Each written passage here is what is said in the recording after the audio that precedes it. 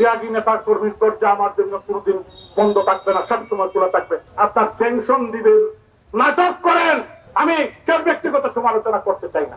আমরা আগামী দিনে কি করতে চাই এটা আমি বলতে চাই।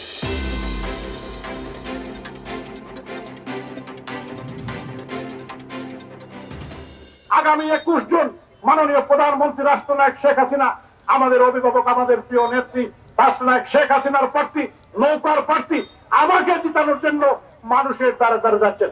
আমি আপনাদের ঋণ জীবনেও আমি কোনোদিন শোধ করতে পারবো না। আমি আপনাদের একজন নগণ্য সহযোদ্ধা হিসেবে, আমি জননেত্রী শেখ হাসিনার একজন কর্মী হিসেবে আপনাদেরকে ওয়াদা দিতে চাই, এই সিলেট সিটি কর্পোরেশনের আওতাধীন এই সিলেটের রাজনীতিতে যারা আমরা আছি, আপনারা আছেন, আমি যত ত্যাগী নেতা কর্মী আছেন, ত্যাগী নেতা কর্মীর দরজা আমার জন্য কোনোদিন বন্ধ থাকবে না, সবসময় খোলা থাকবে। আমি নিচের থেকে, আমি সুতোর থেকে আজকে এই পর্যায়ে এসেছি।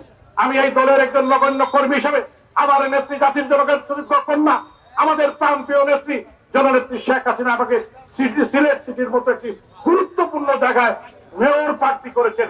এজন্য আমি নেত্রীর কাছে কৃতজ্ঞতা জানাই। আমি কৃতজ্ঞতা জানাই জাতির জনকের সুযোগ্য কন্যা আমাদের সদ্য শেখ রেহানা আপার প্রতি।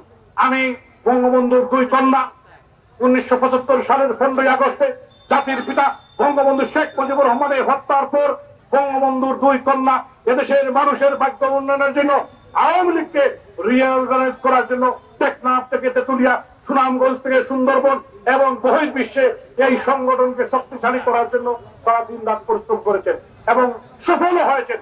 জাতির পিতার কন্যা বাংলাদেশের সফল প্রধানমন্ত্রী রাষ্ট্রনায়ক শেখ হাসিনা আজকে 20 বছর আওয়ামী লীগকে ক্ষমতায় রেখেছেন।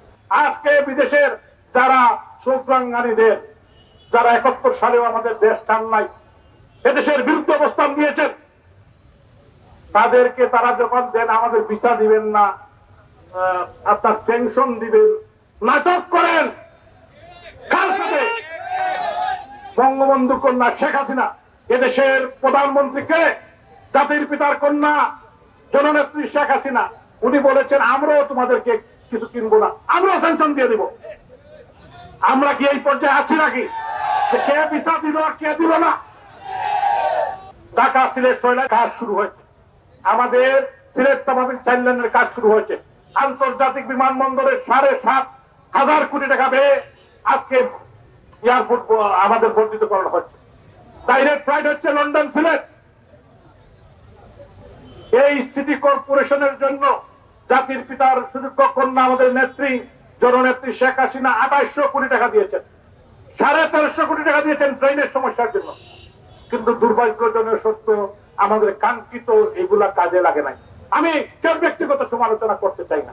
আমরা আগামী দিনে কি করতে চাই এটা আমি বলতে চাই। আপনারা বরবর বিশ্বাস রাখতে পারেন, আস্থা রাখতে পারেন, আপনাদের এই সন্তান, আপনাদের এই ভাই সিলেটের জন্য, সিলেটের মানুষের জন্য মাননীয় প্রধানমন্ত্রীর পায়ে ধরে হলো যা যা উন্নয়ন প্রয়োজন এটা করে